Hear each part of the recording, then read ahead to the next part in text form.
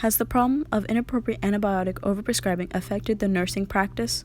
Hello, my name is Samantha Figueroa, and I'm a current nursing student at the Seminole State College and University of Central Florida. My topic is for the course of Dimensions of Professional Nursing Practice. I will further elaborate on how antibiotic resistance is currently affecting their nursing practice in the terms of patient clinical outcomes, patient communication techniques, and nursing accountability. So let's get started. Antibiotics were an invented chemical substance produced by microorganisms which has the capacity to inhibit the growth of bacteria and even destroy bacteria and other microorganisms in diluted substances. Its discovery was monumental in combating serious illnesses that could not be treated with first-line agents. As the decades pass, microorganisms that cause illnesses have evolutionarily changed and continue to do so. According to Darwin's theory, all living organisms, even microorganisms, are subject to adapt to their environment and increase their chances of survival. Now, these microorganisms can inactivate antibiotics they're conflicted with. When a microorganism resists a drug known as antibiotic resistance, it is necessary for medical professionals to find another drug to fight this resistant infection effectively. Primary care providers, such as nurse practitioners, can inappropriately prescribe broad-spectrum antibiotics that can create an environment in the patient's body that can favor the survival of mutant-resistant organisms, causing illness. Inappropriate antibiotic prescribing includes repeated exposure of antibiotic treatments when first-line agents are not considered, missed dosages of antibiotics, early discontinuation of antibiotics, and prescribing antibiotics that are not necessary to battle an infection of illness. Currently, antibiotic resistance has costed the United States an estimated of $350 million to $35 billion annually. This topic intercepts the nursing practice because nurses have a responsibility of being patient advocates and preventing the spread of diseases and their emergence. They hold knowledge from evidence-based research, science, psychology, and learning techniques for the well-being of society. To inappropriate antibiotic overprescribing, it has affected the nursing practice and patient clinical outcomes, patient communication techniques, and nursing accountability. Patient clinical outcomes. Inappropriate antibiotic prescription commonly occurs in upper respiratory infections. What is alarming is that a majority of upper respiratory infections are due to viral pathogens, not bacterial. With this information, many primary care providers, such as physicians, still administer antibiotics 53% of the time for viral respiratory infections. Nurse practitioners also contribute to the problem at the rate of 50.4% of the time.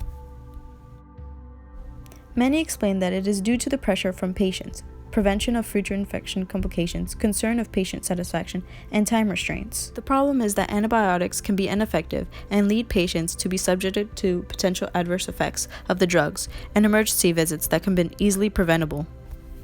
Signs and symptoms can manifest to gastrointestinal disturbances, secondary infections such as yeast infections and C. diff, neurological or psychological effects, sensory or motor disturbances, and allergic reactions.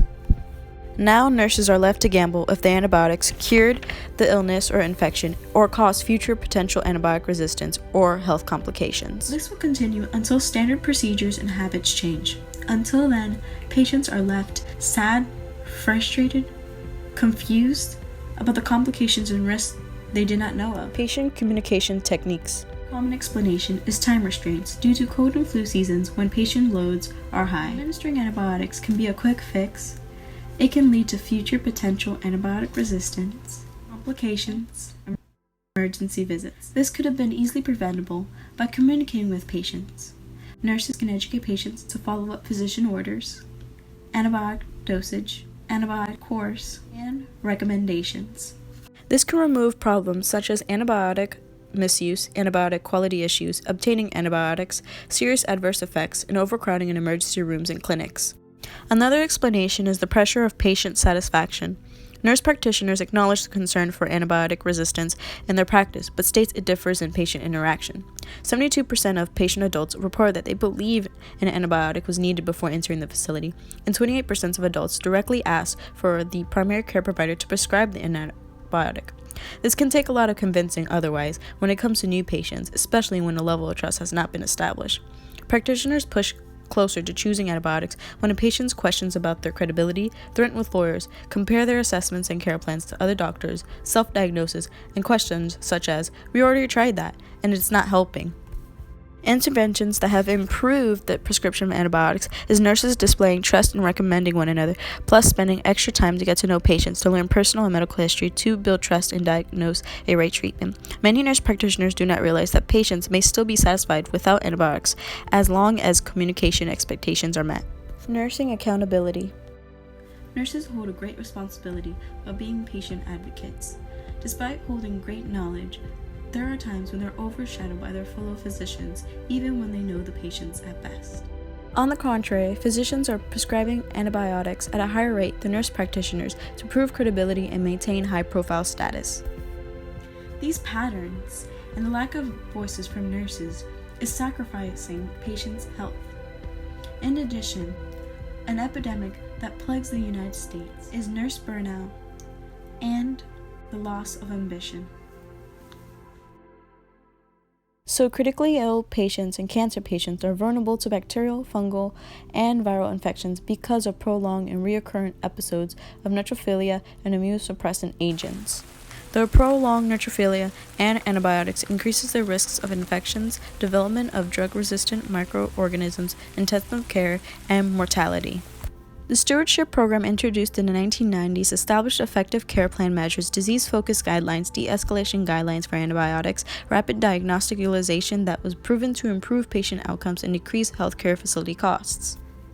Despite the creation of successful and effective programs, many nurses have not fully engaged it. The White House held an event to exchange ideas on antibiotic resistance and how to responsibly use them, their adverse effects, how to confront it, and to prevent it, with the expectation of nurses to get involved.